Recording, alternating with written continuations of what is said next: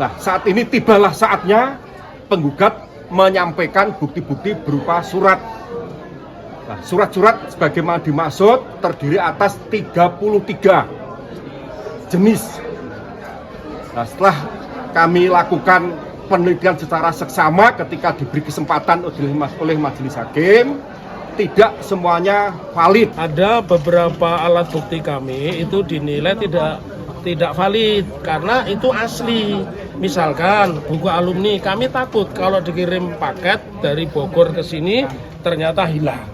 Kan tidak mungkin diproduksi lagi karena itu cetakan tahun 88. Kemudian yang kedua juga ijazah Insinyur Bambang yang lulus tahun 85. Kan tidak mungkin kalau ijazah yang asli tiba-tiba dihadirkan di sini ternyata hilang. Nah, Pak Jokowi aja yang menunjukkan kepada teman-teman media aja nggak boleh pegang, nggak boleh ngotret kok. Nah, ini jasa asli. Tapi kami menilai ada nilai-nilai wise, nilai-nilai bijak, nilai-nilai objektif dari majelis hakim apa nanti bisa disusulkan ya. Jadi tidak ada yang salah dengan bukti kami. Antara top Kaupan Hakim Bangun Saloto sebagai kedua lawan Joko Widodo 21 kuasa hukumnya 5 ya. Satu ya.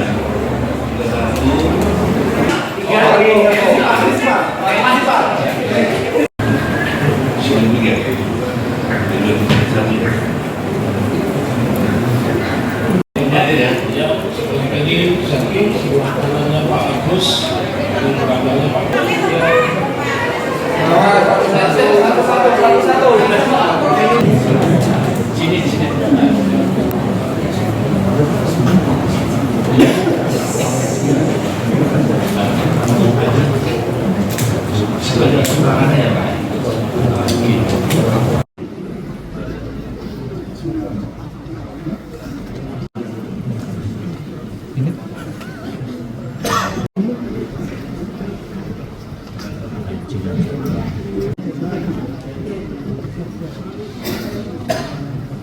Menteri Keuangan dengan total 6.625.294.190.469 rupiah 74 sen.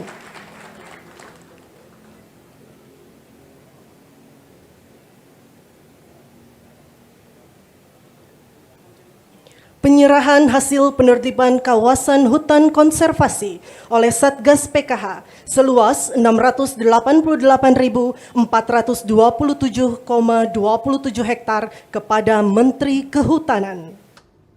Ya, ini PNBP khusus Pitsus ya. Kalau tadi kan yang pembinaan itu kan seluruh Indonesia, khusus Pitsus bidang pidana khusus ini ada total yang kemarin salah satu teman-teman lihat yang dihadir oleh Pak Presiden ini ada. Fokus Pen, izin saya Andi Arif dari sudutnegeri.com Pak. Ya Pak. Ya, itu terkait akumulasi Pak. Itu penangkapan keseluruhan sama maksudnya gimana nih? Kalau proses pidana tetap.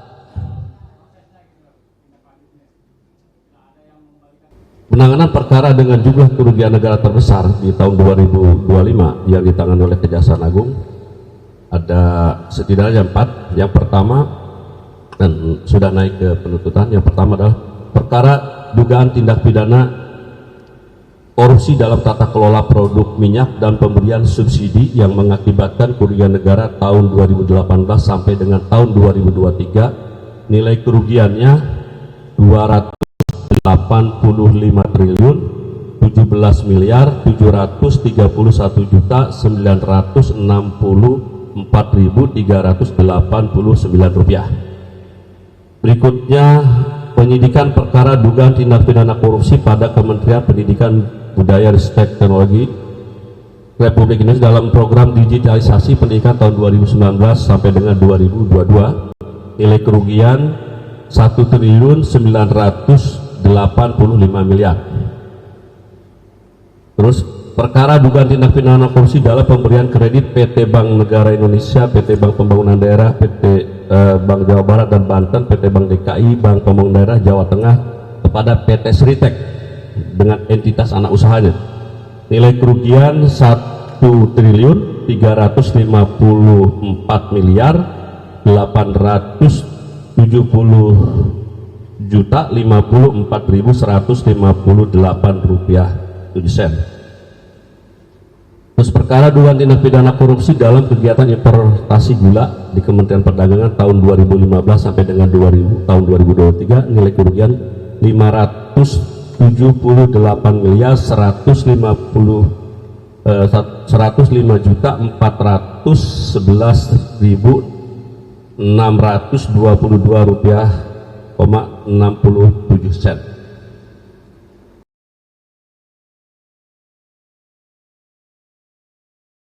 Sekjen DPP Partai Gerindra Sugiono menilai pilkada melalui DPRD lebih efisien dari berbagai sisi, diantaranya mulai dari proses penjaringan kandidat, mekanisme pemilihan hingga penggunaan anggaran dan ongkos politik. Menurutnya pilkada oleh DPRD tidak menghilangkan esensi demokrasi dan dapat diawasi langsung oleh masyarakat dengan lebih ketat. Pilkada melalui DPRD juga dapat mengurangi potensi polarisasi di masyarakat yang kerap muncul dalam pilkada langsung. Meski begitu, Sugiono mengatakan rencana itu harus dibahas dan dikaji secara mendalam dengan melibatkan seluruh unsur dan elemen masyarakat. Saya kira ini adalah sesuatu yang perlu kita pertimbangkan. Oleh karena itu, satu dari sisi efisiensi, baik itu proses, mekanisme, dan juga anggarannya, kami mendukung rencana untuk melaksanakan pilkada lewat DPRD. Kalau kita melihatnya accountability-nya itu lebih cenderung lebih ketat. Kenapa? Karena kalau misalnya tidak langsung kan dipilih oleh DPRD yang merupakan perpanjangan tangan dari partai-partai politik.